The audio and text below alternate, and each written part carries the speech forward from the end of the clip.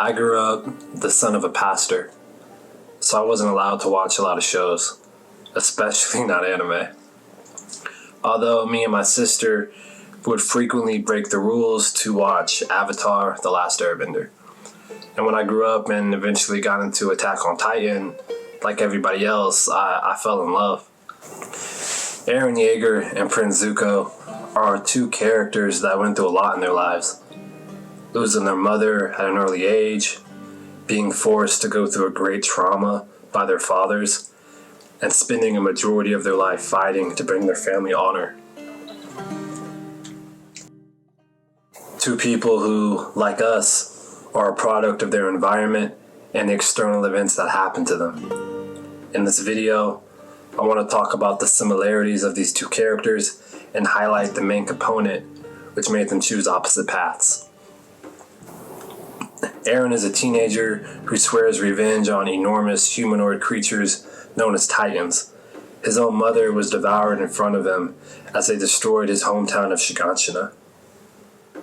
In order to defeat the Titans and avenge his family, Eren enlists in the military and joins the Survey Corps, an elite group of soldiers who fight and study the physiology of Titans.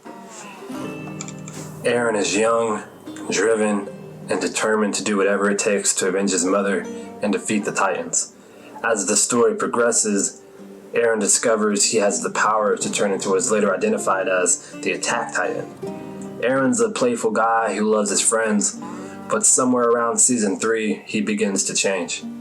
He starts acting different, he stops playing as much, and he turns into a very stoic individual, until eventually he disappears from his team altogether. And it's not until they're reunited is when he calls them for backup in enemy territory.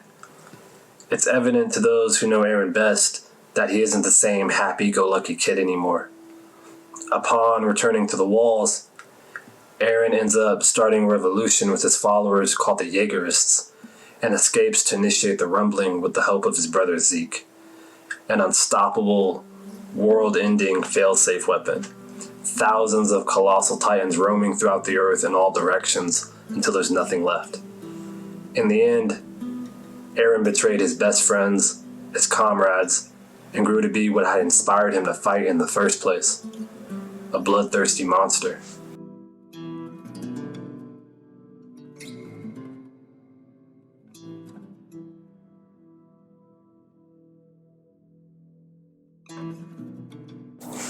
And that brings us to Zuko. Zuko is the crown prince of the Fire Nation and a skilled firebender, meaning he has the ability to create and control fire. He's the eldest child of Fire Lord Ozai and older brother to Azula. Like Eren, Zuko lost his mother at an early age, and he spends the majority of his life fighting to bring his family honor, which in this case means chasing down the Avatar, so there's nobody strong enough to challenge his father's bid for world domination. Zuko has one of the most famous character arcs in anime history, and I believe he sees the error of his ways by listening to and being mentored by his uncle. Zuko is able to face his father and his inner demons, and he eventually decides his destiny is to help the Avatar and bring balance to the world. When we first meet Eren, he's just been through a terrible tragedy, but he's still able to smile. Slowly but surely, we see his role and his duties reduce his smile to a serious frown. Eren is a tragic character, and his actions are dictated by his need for revenge. It speaks to the difference that Zuko's uncle Iroh made in his life. There's a quote Iroh makes which I want to highlight. There's a particularly low moment before Zuko's realization to help the Avatar where he's really down. He even says, quote, "There is no hope." To which Uncle Iroh replies, "You must never give in to despair. Allow yourself to slip down that road and you surrender to your lowest instincts. In the darkest times, hope is something you give yourself. That is the meaning of inner strength." Being a son often comes with unexplained pressure to live up to the expectations of your family.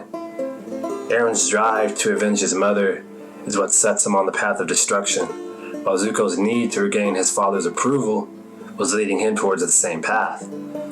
Uncle Iroh helped Zuko see that his actions don't have to be dictated by others, and that he has the power to choose his own destiny. We can't always control what happens to us, but we can control how we react to it.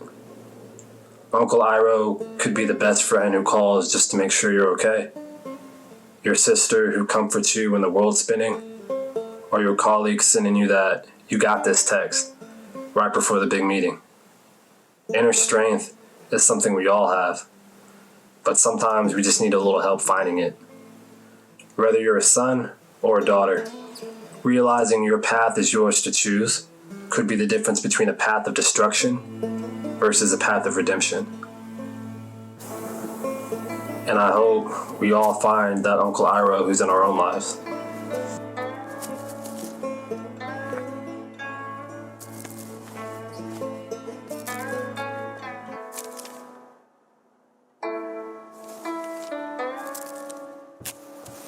Happy birthday, my son.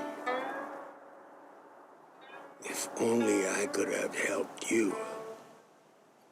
Leaves from the vine, falling so slow, like fragile, tiny shells drifting in the foam. Little soldier boy, come marching home. Brave soldier boy comes marching home.